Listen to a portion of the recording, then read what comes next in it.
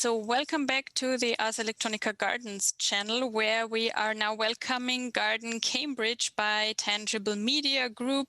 Tangible Media Group is part of the MIT Media Lab and led by Professor Hiroshi Ishii for many, many years.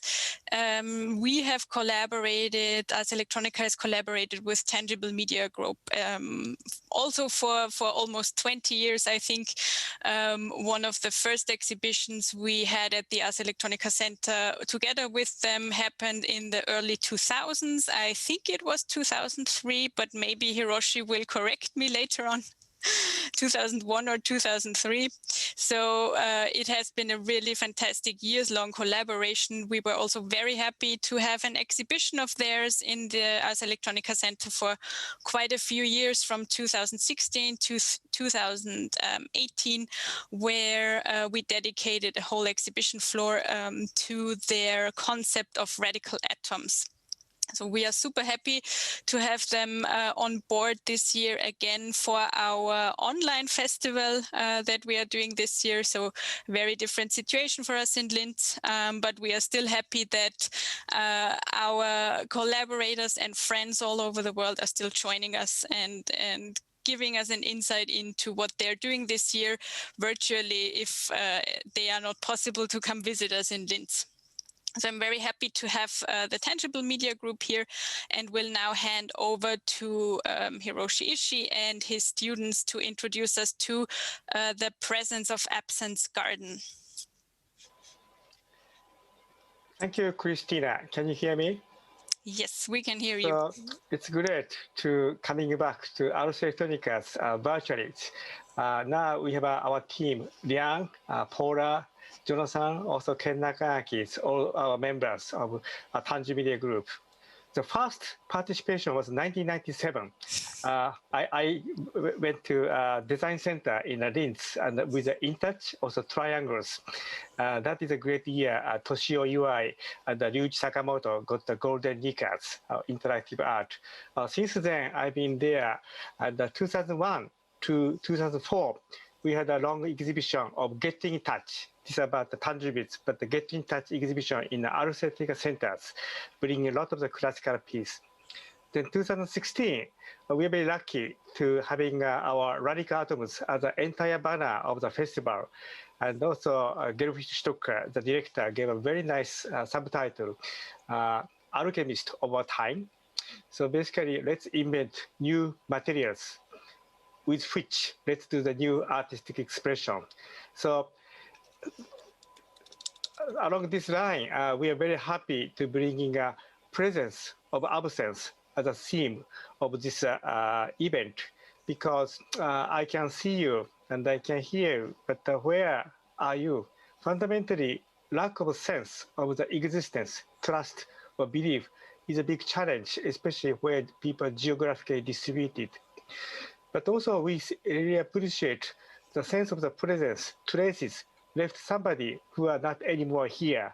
That's also leads to the very, very deep concept about sorrow, lament of the absence, which also sometimes very painful. So a lot of interesting concept in this presence of absence. But now I'd like to let Liang, he's the chief curator of this event, introduce this concept, plus also starting navigation of our garden on the website. So Liang? Hi, everyone. Welcome to Garden Cambridge.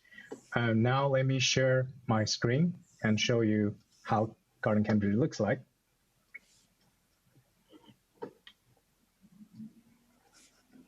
So, yes. And here you can find the link from our landing page from Ars Electronica's site, and just click this button. You will reach the Garden Cambridge for Presence of Absence.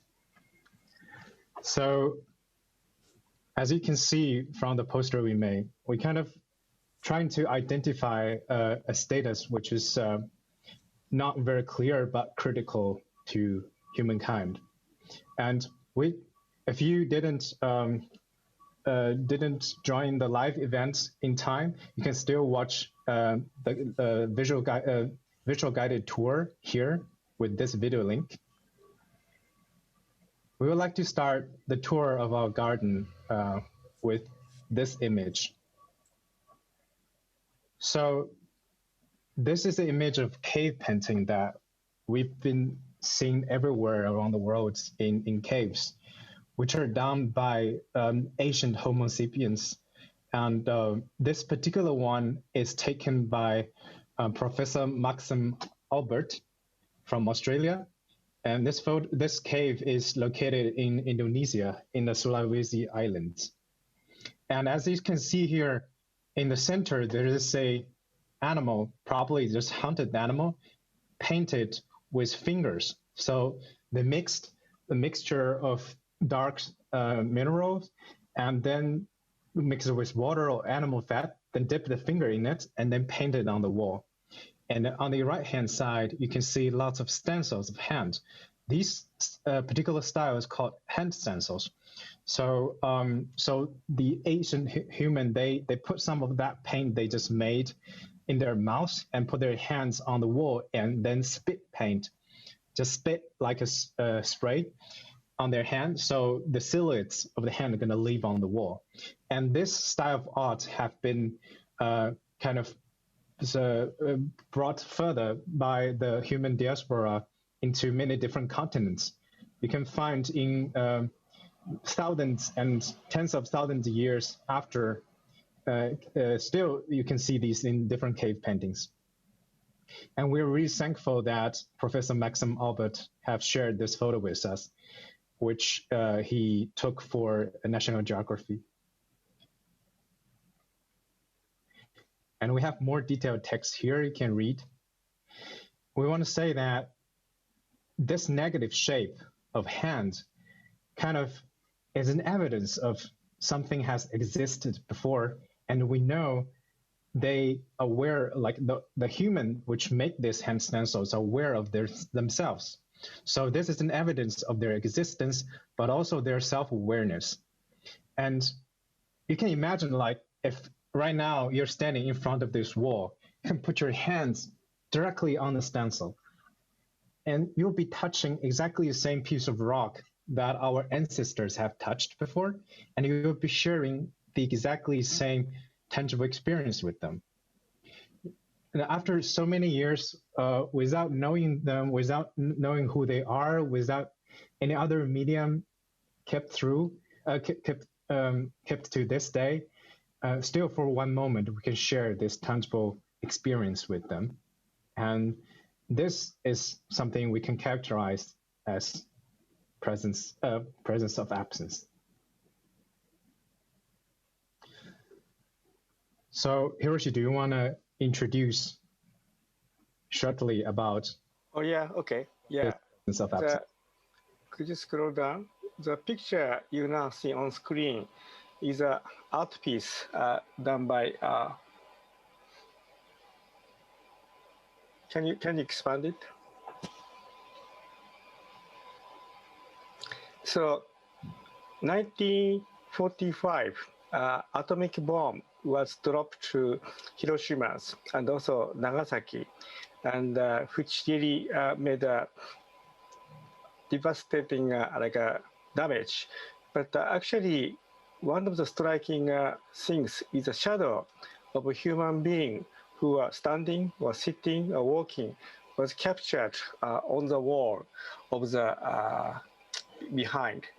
And Max Rohr did artwork being stimulated by this concept. Then he did synthesize the shadow of the girl jumping, and which was kept on the wall. So this is a very striking image for me as a Japanese, and also knowing that the traces of the existence were captured forever because of the existence of the body, which doesn't exist anymore. So I think we really miss the lost ones through the traces or subtle sense of the absence. So hope this image stimulate your imagination so that we can always having ideas of what we are losing, what we are lost, what we miss. But still we know the existence of those things around us. Okay, Liang? Thanks. So as Jim Holland, in his paper published in 1997, Beyond Being There, has mentioned that it's really difficult to make anything that can be characterized as a useful telepresence, and the new things made should be better than the already existed experience, so that people will use it. And which means that it will involve lots of research and development, and also on cognitive work on cognitive science. We need to understand how human works, and how poetry in human works, how art in human works, in order to develop that media which can carry these human cultural content, and to make us feel still connected through time and space. So in 1998, and Hiroshi with his colleagues have developed a project called In Touch, which is an early approach of making tangible telepresence possible. So here, let's enter our garden and start to talk about the projects which are building blocks that we envision can help us reach our dream of tangible telepresence. So the first project, as I mentioned, is In Touch. So you can see here, there are two devices which are roller-based devices. So there are 3 pieces of rollers on each one of them. And while you're rotating with your hand one of this device, the other roller will synchronize with the speed and as well the force, how the other one is manipulated. So if 2 people are putting their hands on this device, they can establish a tangible communication with each other. And this, at that time, Professor Ishii and his colleague have coined that as ghostly presence. So we think this work established this conversation of, is audiovisual communication enough? What's the missing puzzle in a human communication? I think because of the pandemic this year, and because of social distancing, it's become more and more clear that tangible experience plays a very critical role among human communication. And years later, in 2014, Dr. Xiao Xiao have made a great project called Mirror Fugue. So what it does, so I don't want to spoil it by playing it. So if you are interested, you can click on our website. I will describe what it is. So Mirror Fugue is a project which allows you to play piano with the past ones, or the people who are really far away and you miss. So you see a video of them play the piano on the screen, and at the same time, their fingers are projected on the piano keys, and the piano keys will also synchronize with their playing. And at this moment, when you're sitting in front of the piano, and you can play together with them. So there's a very interesting story about this piece, is that if you know the father of artificial intelligence, Marvin Minsky, have also sit and played on this piano and recorded his presence with Mirror Fugue. And many years later, he's now left us. We miss him very much.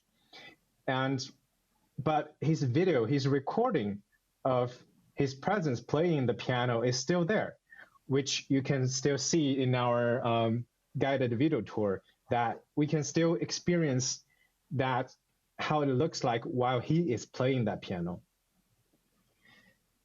And let me go to the next project. So, well, we'd like to also introduce the project called Orbiting.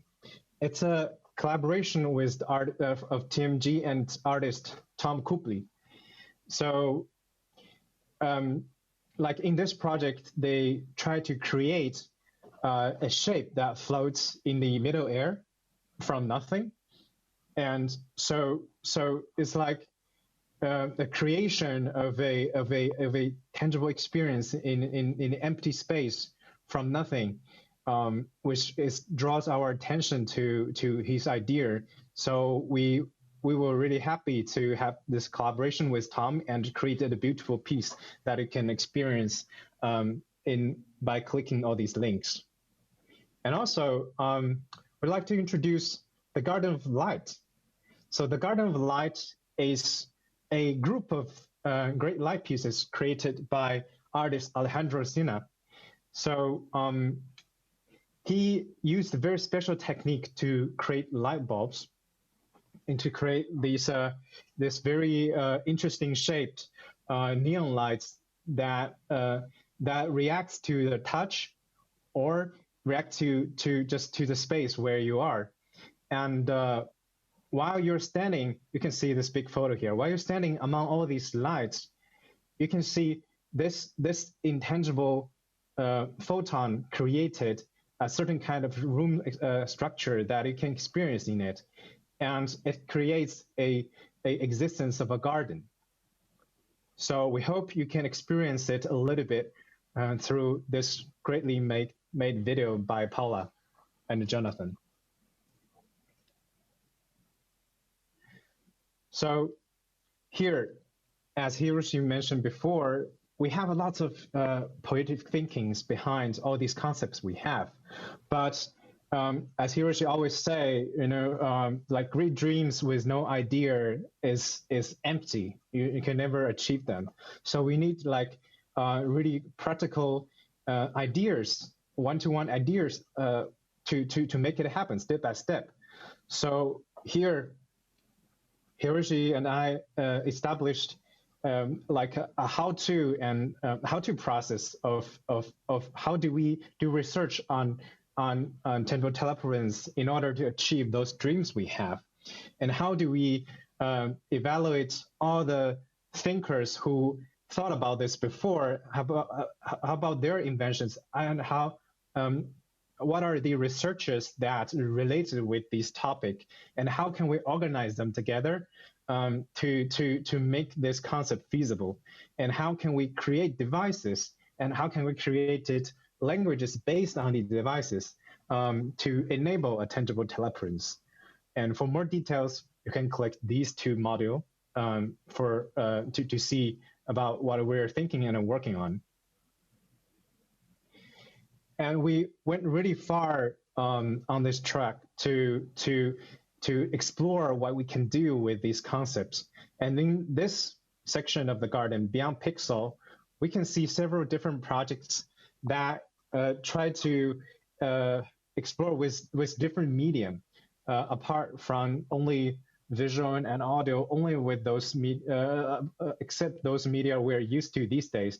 So, for example, in the first project, Hermits, we can see Ken Nakaki, who is here today with us, invented a new system using little swarm robots with different attachments. He called a mechanical shell on it to create different tangible user interfaces, which is really fascinating. He creates a swatch of many different mechanism which can collaborate and do very interesting things together. I encourage you to explore under his model. And also in this work from Jung, so she kind of she invented a gadget which can generate lots of bubbles based on the digital chat you have on the internet. And so while you have different emotions and different contents communicated through texting on the internet, probably there's another way to perceive it. So she tried out creating a bubble talk interface, which reacts to whatever you say on the internet. And this is very interesting to interact with, and you can find more in this model. As well, like there there are much more channels on the human body we can use to communicate. You know, we all know that the perfume industry has been really well developed, like since hundreds of years. So Judith Amour from Media Lab has also tried to discover how can we communicate via olfactory or smell. So she created lots of wearable devices that you can put on your body, which releases different smells according to time and the situation you're in. So to help you to sleep or to calm down or help to get excited and to adapt to different situations. And as well, the smell will be will reach also the people who are just being there with you. So kind of set up a certain atmosphere for all of you at the same time, through which it can function as a communication device. So that is also very interesting. And the fourth project is also super great. It's from our beloved Pat. So he kind of really wants to hear advices from those old masters who are not with us anymore. So he created a AI version of all these old masters based on their books and what they talk about and their quotes. And he created a device that can keep those masters around him whenever he needed advices, and he can get these advice from them. So then he will have a experience of the presence of all the old masters at the same time. And the fluid fibers is also a very interesting project. So it's created by Özgun, who is a visiting student in our group, and she tried to create a device that can sense the moving bodies and can also like recreate the movement and transfer this tangible feeling to a different body, where she used that for lots of artistic creations, which is really beautiful. You can check in the details in this model. And to achieve all these goals, Tangible Media Group has went really far. We went into revolutionize and change many of the manufacturing process in order to create smart materials that can fulfill our vision of tangible telepresence. We changed the production process. For example, the first one is a star project you can see a lot in the media. It's about it's about how can we 3D print hair. This project is made by Dr. Ji Fei-O, and he revolutionized the production process so that the 3D printers can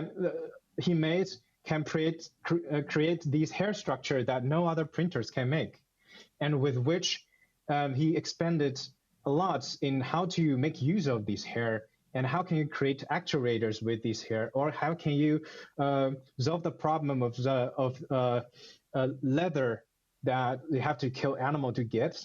Now we can use these 3D printers to create really, really fine synthetic leather and feather as well. And in Venus material created by Hila, she made a very interesting method using microfluidics. So so you don't need any power or infrastructure. Just by using liquid and laser cut micro channels, you can directly transfer tangible device to tangible experience to visual experience. And you can also create logic and create liquid mixture and create all kinds of different usage with this. So this project is both artistic and pragmatic, which is what we are always trying to do in Tangible Media Group. And in these two projects created by Jack Foreman, which try to find new ways how we can use the current 3D printers to create the material that can enable different modality. So he fine-tuned his 3D printer and eventually created a very interesting super thin material just out of PLC with the 3D printer that everybody has in their home, and he ended up printing a textile which is 70 meters long just on a single printer.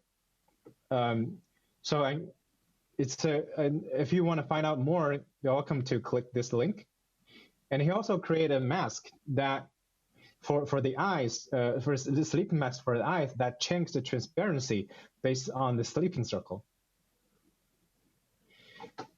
So in Tangible Media Group, we explore not just inside our lab.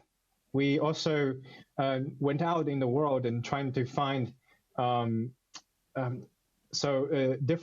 different perspective and different experiences in the world. And we would also, through showing our projects to the world. And we, throughout the years, we've been receiving lots of great feedbacks, which also inspired our research and endeavor to the future. And in 2019, Professor Hiroshi Ishii has won the Lifetime Research Award of ACM SIGCHI.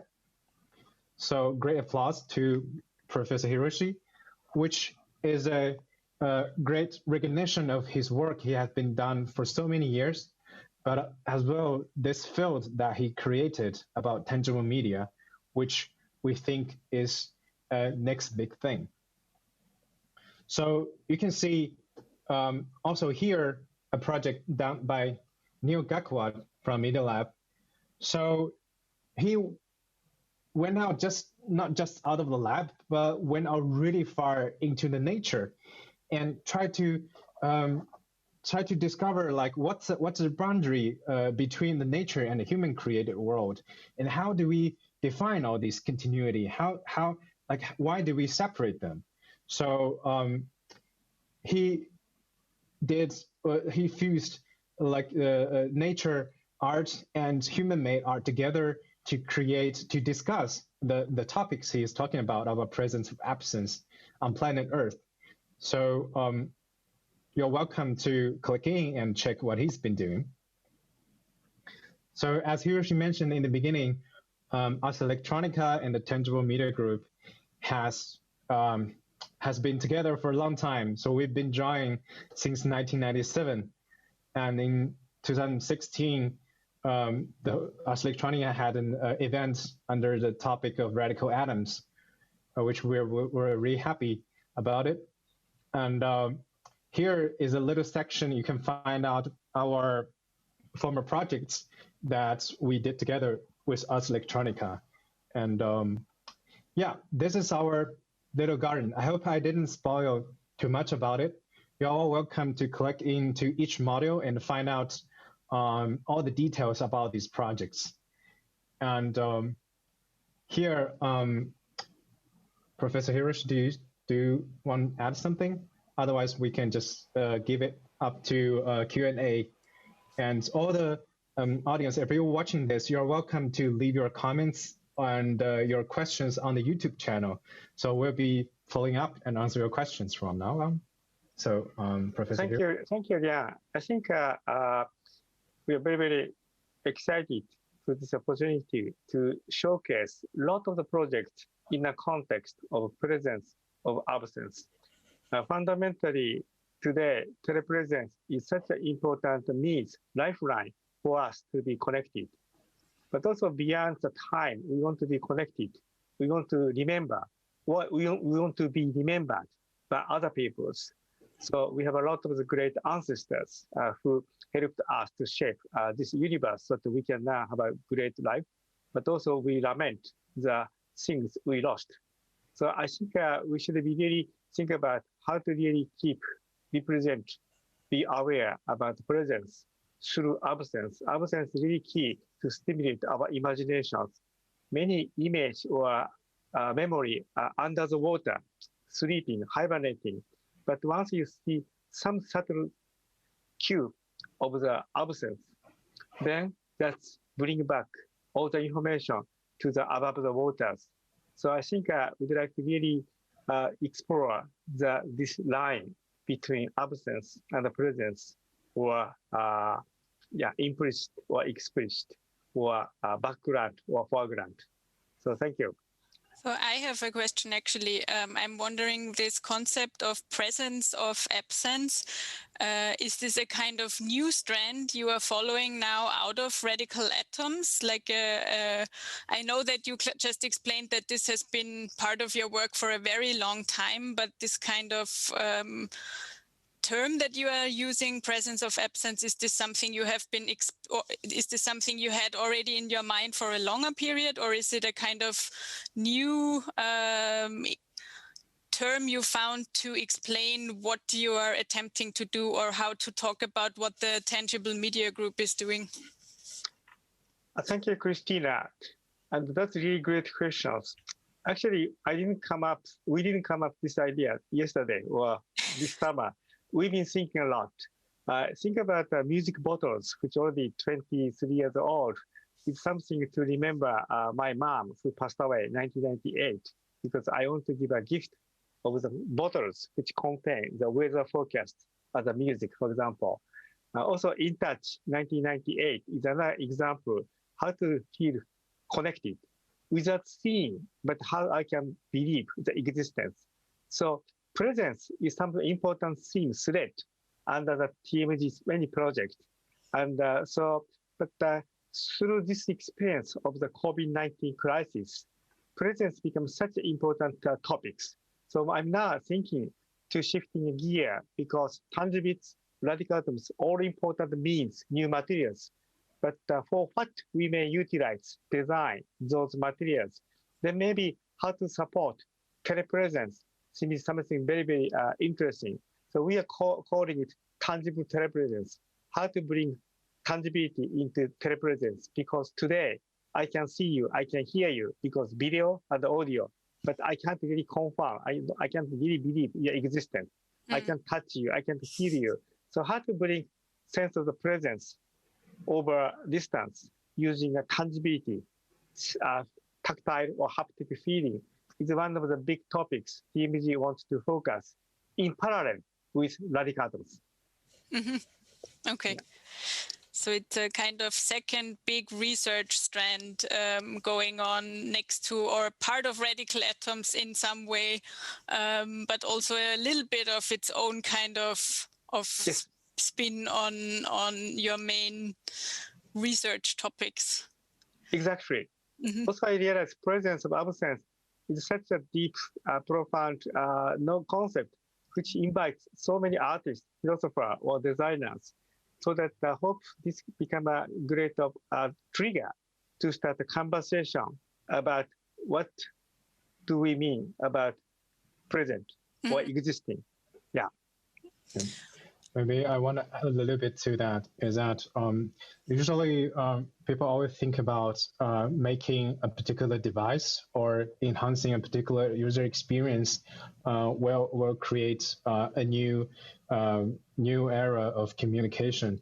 But these years, after so many discussion in philosophy, in cognitive science, in brain science, in psychology, I know so many discussions happen in Ars Electronica as well as in Transmediale in Germany, and these discussions have brought us a broader vision that we realize we cannot just focus on one point and make this happen. We need to focus on all of these aspects of making a device which enables communication that kind of merge into human culture and how it's influencing the future human communication. And we have to evaluate like all of these things at the same time in order to make something for the future. So I think the concept of tangible telepresence really brought us one step further and offers a great platform for all these different aspects to play together. I also think that the last few months have also really shown us that while before we felt like we can be very connected all the time through our devices and through things like Zoom, Skype, but if it's suddenly the only thing we have to connect digitally, you also kind of realize the limitations, like the as you are saying it, the absence of touch and of a haptic feedback or anything. So I think this has become much more apparent to us as we have suddenly become reduced to only sitting in front of our screens. So I think it's going to become even more important to go beyond that, and since we may find ourselves in these kinds of situations a lot more often, and so I guess the question will be how can we make this then in a way, maybe bearable is too strong a word, but still I think how can we create a kind of presence that is beyond the screen, because I think everybody who has done the last 6 months of 500 Zoom calls is kind of starting to feel the wear of only seeing people on video, even though we have all of these digital media helping us. So I'm very interested. I was very interested in this garden concept that you submitted, and also very interested to see this kind of, for me, it was a kind of new strand to think about your research in a way when I read about this concept. And I'm also interested in, Liang, how are you incorporating this in your current research and your current projects, maybe? Thanks, Christina. So for me, because as I mentioned, that it's really difficult to create a new system these days just based on one technology. And there are reasons why audiovisual are the first developed media in human history and dominated our communication these days, is because audio and visual, they're naturally telecommunication. Like, I don't need to touch my eyes with your eyes to see you. So I can see you already over there. I can hear you from 10 meters away, but I can never touch you from 10 meters away. So tangibility, like from the right beginning of human cognition, is a intimate media. And this intimate media, which is critical for us today and will be the most impact media that since we are really apart from each other, not just because the social distancing caused the pandemic today, but also in the future in space travel. Like there is a group of humans out there in the space. How can they still keep the same culture as the Earth culture have? How can they still have this, agree on this mission they've on as they're living completely different capsule? And I think apart from audiovisual communication, tangible communication will be one of the most critical channel that we used to be a blind spot. And thanks for Hiroshi to bring this onto the table, and we really need to look into it.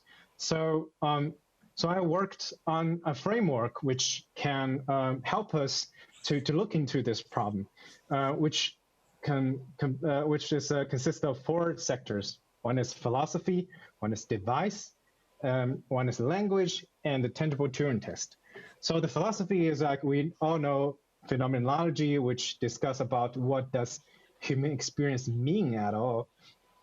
And there are more to endeavor, including taxonomy, into cognitive science. There's lots including philosophy, and we really need to look into it to find out what the thinkers are thinking about. And the second is a device. Like, this thing will need eventually an interface that comes to a human body and capable, like, to transduce all these signals we want to communicate. So what kind of device we need for this desire is yet to be created. Also language. Once we have this device, how can we use tangibility as a language? I want to tell you I miss you. How can I tell you through this device? It's also need to discuss. And similar to Turing test, which is a test to identify if a computer is human enough to communicate. And I'd also like to explore on tangible Turing test. So how can we create an interface that makes you believe that's a real existence instead of an artificial device? So that's if you want to know more, I made a description of each section underneath. But that's generally how I applied that to my research. And I think you recently joined the Tangible Media Group. Is that correct? So you're kind of a new member.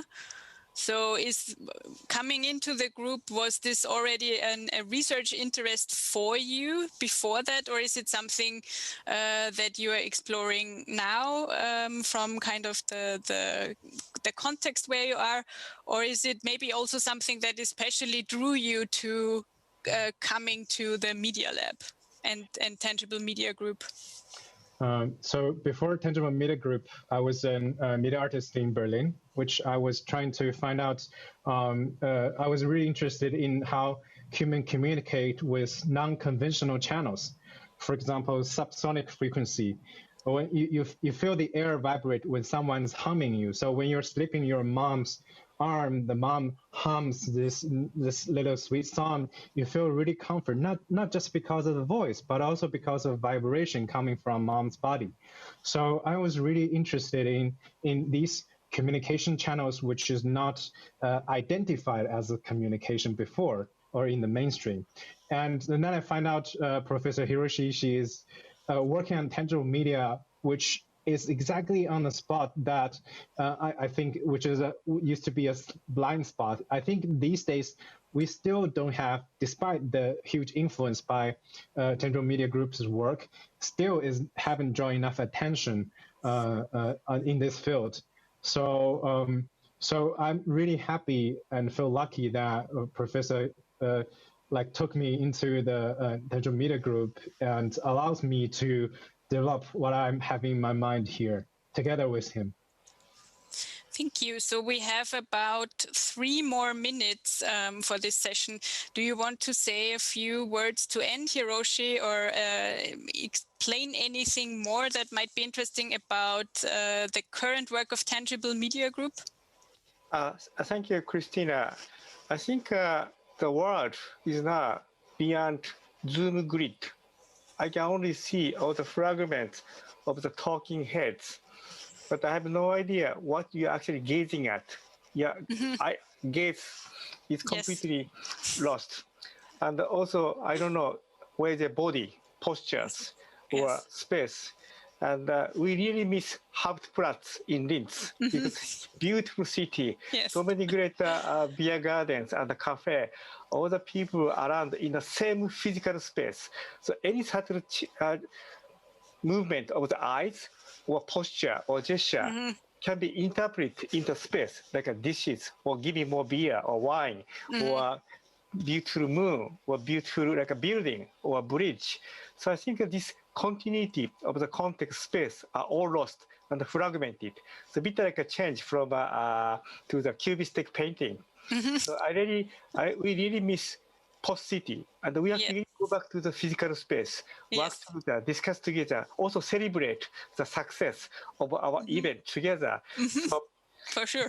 Yeah, so technology is okay to let us survive for few months, but I sincerely hope to go back to Hauptplatz, Ars Electronica Center, and the post city to celebrate our passions. Yeah, I'm sure it will be, or let's say, I hope that next year we can all meet again in Linz. Sure. And convene at the festival. And actually, I'm sure you're also going to love our new location, the Kepler Gardens, where we have settled in now. So I know that you are going to miss Post City, as we all do, but I think once you're here, you will find that it's also a very inspiring location, completely different out in the public space. So I think once you're back in Linz, we are really looking forward to show